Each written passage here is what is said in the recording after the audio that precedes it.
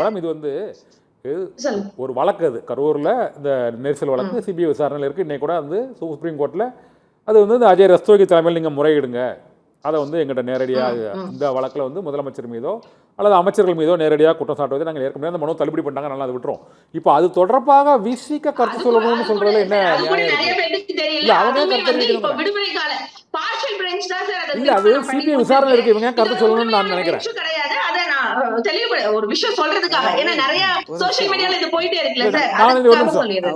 அவங்க சகோதரி வந்து கனிம வளம் பிரச்சனை குறித்து விசிக நிலைப்பாடு என்னன்னு 100% எந்த அரசு தவறு செய்தாலும் அதை வந்து சுட்டி காட்டுவதும் அதற்காக எதிராக போராடுவதும் விடுதலை சிறுத்தைகளுடைய பண்பு. இது வந்து திமுக அரசு இருக்கும் பொழுதும் ஒரு நிமிஷம் நீங்க பேசுறீங்க,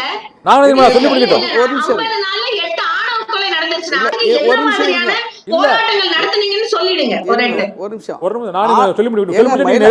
மயிலாடுதுறையில் நடந்த ஆணவ படுகொலையில வந்து விசிக போராடுச்சு, திமுக போராடுச்சா? திமுக எந்த ஆணவ படுகொலைக்காவது வந்து போராட்டம் நடத்திருக்கிறதா? ஏன் வந்து திமுக ஆட்சியில் இருக்கும் போது ஒரு நிமிஷம் இருங்க சிஸ்டர், ஒரு நிமிஷம் இருங்க, என்ன பேச விடுங்க, இருங்க, நான் என்ன பேச விடுங்க, கொஞ்சம் இருங்க. நீங்க என் கருத்து வெளியில வராம நீங்க தடுக்கிறது முயற்சி பண்ணாதீங்க.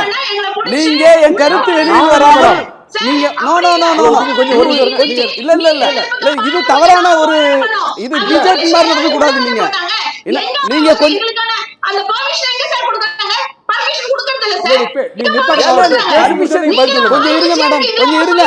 கொஞ்சம் வெளியில வரக்கூடாதுன்னு நினைக்காதீங்க. சகோதரிக்கு நான் சொல்லிக்கிறது என்னன்னா, நான் என்ன கேக்குறேன், ஆணவ படுகொலைக்கு எதிராக சட்டம் வந்து போன ஆட்சியில் ஏற்றி இருக்கணும். அதுக்கு ஒரு கண் துடைப்ப ஒரு ஆணையம் போட்டாங்க. எத்தனை ஆணவ படுகொலை நடந்தது, என்ன நடவடிக்கை எடுத்தது திமுக இன்றைக்கு என்ன போராட்டம் பண்ணியது? அந்த போராட்டம் பர்மிஷன் கொடுக்கல, களத்தில் விடுதலை சிறுத்தைகள் நின்றார்கள், கம்யூனிஸ்டுகள் நின்றார்கள், திமுக இல்லை. அதை புரிஞ்சுக்கணும். அதே சமயத்தில் நாங்கள் இன்றைக்கு கூட்டணியில் ஆட்சியில் பங்கு வகித்தாலும் கூட எங்க அமைச்சரை வன்னியரசு அவர்களே ஆணவ படுகொலைக்கு எதிரான சட்டத்தை இந்த அரசு கொண்டு வர வேண்டும் வலியுறுத்தி கொண்டிருக்கிறார். அவர் தான் கொண்டு வரணும், அவர் வலியுறுத்த முடியாது, கொண்டு வரணும் அமைச்சர் அவர் தானே. கரெக்ட். ஆனாலும் வந்து முதலமைச்சருக்கு அந்த வலியுறுத்தல் வந்து வெளிப்படையா இருக்கிறது. இந்த விஷயம் அதுதான் நாங்க சொல்றது, இந்த நுணுக்கத்தை தான். அதே சமயத்தில் கனிம வளமாக இருக்கலாம் அல்லது என்னவாக இருக்கலாம், அனைத்திலும் விசிக வந்து தன்னுடைய கருத்து நிலைப்பாட்டிலிருந்து எந்த விதத்திலும் விலகாது. திமுக மாதிரி நாங்க வந்து மக்கள் பிரச்சனையை கண்டு காணாமல் இருக்க போவதில்லை. நீங்க திமுக இருக்கும்போது நீங்க ஏன் ஆணவ படுகொலைக்கு சட்டம் கொண்டு வரல? நீங்க என்ன பண்ணிருக்கீங்க? ஏன் கண்துடைப்ப ஒரு ஆணவத்தை நீங்க போட்டீங்க? வேங்க வயலுக்கு உங்களுடைய நிலைப்பாடு என்ன? வேங்க வயல்ல பாதிக்கப்பட்டவனே வந்து குற்றவாளி என்று சொன்ன அரசு தான் திமுக அரசு. நீங்கள் வந்து வேங்க வயல் செய்த துரோகம் நீங்க அனுபவிச்சிருக்கீங்க. ஞாபகம் வச்சுக்கோங்க. நீங்க அனுபவிச்சிருக்கீங்க. சார் அன்னைக்கே பேசிருக்கேன், இன்னைக்கும் வந்து ஆணையம் அமைச்சது இந்த மக்களுக்காக தனியா ஒரு சட்டம் ஏற்றப்படணும்னு சொல்லி சட்டப்பேரவையில அதுக்கான தீர்மானங்கள் நிறைவேற்றப்பட வேண்டியதானே? நாங்க கேட்டுக்கிட்டு தான் இருக்கோம், உங்க ஆட்சியில கூட கேட்டாங்க, நீங்க செய்யலையே. சட்டம் இயற்ற வேண்டிய இடத்தில் இந்த திமுக அரசு செய்யவில்லை. பாதிக்கப்பட்டவனை குற்றவாளி என்று சொன்னது திமுக அரசு. ஸ்ரீமதி வழக்கு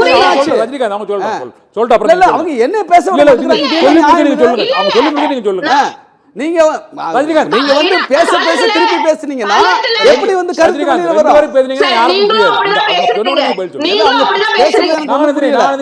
சொல்லுங்க, சுருக்கமா பொறுமையா சொல்லுங்க. அவங்க சொன்ன குற்றச்சாட்டுக்கு பதில் சொல்லுங்க. விசிகா இருங்க இல்ல சார், களத்துல விசிகா இருந்துச்சு, கம்யூனிஸ்ட் இருந்துச்சு, திமுக வரலன்னு அப்படியே கடந்தெல்லாம் போயிட முடியாது.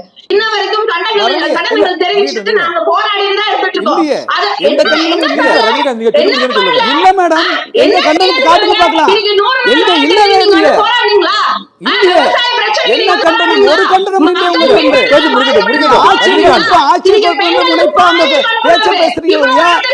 தமிழ்நாட்டு மக்களுக்கு எதிராக தலித்துகளுக்கு எதிராக நடக்கிற பிரச்சனை குறித்து உங்களுடைய சொல்லுங்க.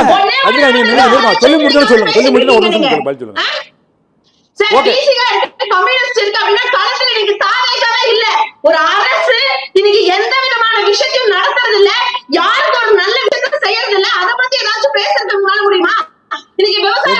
வந்து எங்க சிக்கல் இருந்துச்சு? ஓகே, விவசாயிகள் போராட்டம் உங்க ஆட்சி நடக்கவே இல்லையா? நாங்க ஆட்சி நடக்கவே இல்லையா? என்ன சார் கேக்குறேன் நானு. புரியல. நாங்க விவசாயிகள் போராட்டத்தை நாங்க ஆதரிக்கத்தான் செய்யறோம். உங்க ஆட்சி நடக்கும் போது நாங்க விவசாயிகள் பக்கம் தான் நின்னோம். தூய்மை பணியாளர்கள் இருக்கும்போது தூய்மை பணியாளர்கள் பக்கம் தான் நின்னோம். ஏன்னா அரசு ஊழியர்கள் போராடும் போது அரசு ஊழியர்கள் பக்கம் தான் நின்னோம். போராட்ட களத்தில் போராடுகிற மக்களோடு அவர்களுடைய கோரிக்கையாக நாங்கள் நின்று கொண்டிருக்கிறோம். சொல்லுங்க சார், பிசிக என்ன பண்ணுச்சு? இன்னைக்கு தூய்மை பணியாளர்கள் பிரைவேடைசேஷன் தான பண்ண போறாங்கன்னு சொல்றாங்க. தூய்மை பணியாளர்களுக்கு துரோகம் இழுத்தது திமுக, ஞாபகம் வச்சுங்க. அதை பிரைவேடைசேஷன் பண்ணது திமுக. இன்னைக்கு தாவேக்காத வந்து அதை நிராகரிச்சிருக்கிறது. பிரைவேடைசேஷன் அறிவிச்சு அது பின்வாங்கி இருக்கிறது. அதற்கு காரணம் பிசிக, கம்யூனிஸ்டுகள், ஞாபகம் வச்சுங்க. இந்த ஆட்சியில எவ்வளவு அநியாயம் அட்டூழியம் இந்த மக்களுக்கு நடந்தது. ரெண்டு பேரும் சொன்னீங்கன்னா ஒருத்தர் சொல்லுங்க, ஒரு பதில் சொல்லுங்க. அவங்க பேச விட மாட்டேங்கிறாங்க. அவங்க முடிஞ்ச நீங்க பேசணும்னு சொல்றாங்க. அவங்க முடிச்சவங்க நீங்க பேசுங்க. நீங்க முடிச்சு நான் இதை முடிச்சிட்டீங்களா? இன்னைக்கு அதே வந்து தூய்மை பணியாளர்களை ஒரு எல்லை எடுக்க வச்சிருக்காங்க. அது பிசிக என்ன பதில் சொல்லுது? ஓகே யாருக்கு எதிராக தொடங்கினாங்க? திமுகவுக்கு எதிராக தொடங்கினாங்க. நான் வெயிட் பண்ணுங்க, அவர் பதில் சொல்லுங்க. திமுக எதிராக தொடர்ந்தாலும் இன்னைக்கு திமுகவுடைய நிலைப்பாடு மாறி இருக்குல்ல. தூய்மை பணியாளர்களுக்கு எவ்வளவு விஷயம் நம்ம செஞ்சோம், செய்யாம எதுவும் போக கிடையாது. இன்னைக்கு வந்து என்ன செஞ்சீங்க சார்? அத சொல்லுங்க சார். நானே மேடம் பதில் சொல்லுங்க. நீங்க பண்ண மேடம் சொல்லிட்டீங்களா? நீங்க சுருக்கமா சொல்லுங்க, பதில் சொல்லுங்க. முடிஞ்சிருக்க. இல்ல அவங்க வந்து என்ன பேசுனாங்கன்னு கேட்க பதில் மட்டும் சொல்லுங்க. எது பேசினாலும் அவங்க கூட பேசுறாங்க. இல்ல அவங்க சொன்னது அவங்க தூய்மை பணியாளர் போராட்டத்தில் விசிக பங்கேற்கவில்லை அப்படின்னு சொல்றாங்க. மற்றபடி இந்த ஆணவ படுகொலைகளுக்கெல்லாம் நாங்க வந்து முயற்சிகளை மேற்கொண்ட போராட்டம் நடத்தினாங்க. நீங்க அது இல்லைன்னா ஆதாரப்பூர்வமா சொல்லுங்க. விஷயம், தூய்மை பணியாளர்கள் போராட்டத்தில் நேரடியாக சென்று பங்கேற்ற எங்கள் தலைவர் டாக்டர் எழுச்சி தமிழர். தூய்மை பணியாளர்களுடைய கோரிக்கை அரசுகிட்ட, திமுக அரசுகிட்ட வலியுறுத்தியது எங்க தலைவர். இன்னைக்கும் வந்து தூய்மை பணியாளர்களுக்கான அந்த பணியை வந்து பிரைவேட் தடுத்தது விசிக. Okay right. ஓகே நாங்க சுருக்கமா சொல்லுங்க. இனிமேல் போகாது. நன்றி. நீங்க எல்லாமே கரெக்ட் ஆயிடுச்சு. அப்படியே சார்.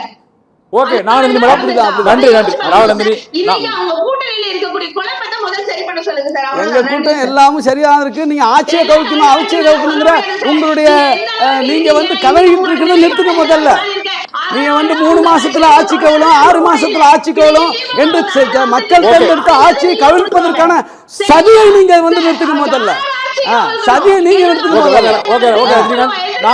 ஓகே நன்றி. இந்த அரசியல் சட்டமன்றத்தில் கலந்து கொண்டு எங்களோட பல்வேறு கருத்துக்களை பகிர்ந்து கொண்ட இருவருக்கும் மிக்க நன்றி. மற்றொரு அரசியல் சட்டமன்றத்தில் மற்றொரு ஆளுமைகளோடு மற்றொரு பிரச்சனையோடு சந்திக்கலாம். மிக்க நன்றி.